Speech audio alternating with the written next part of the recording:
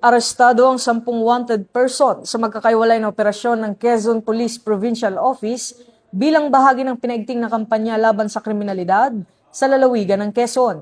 Kabilang sa mga nadakip ang 2 regional level most wanted person at 8 iba pang wanted individual na nahaharap sa iba't ibang kaso tulad ng qualified rape, paglabag sa Republic Act No. 7610, qualified theft, perjury, physical injuries at iba pang paglabag sa batas. Kabilang sa mga naarestong regional level most wanted persons sina alias Ray na nadakip sa Lucena City Police Station at alias Bard na naaresto ng Dolores Municipal Police Station sa kasong qualified rape na nagresulta sa pagkakaaresto ng iba pang wanted person sa lalawigan.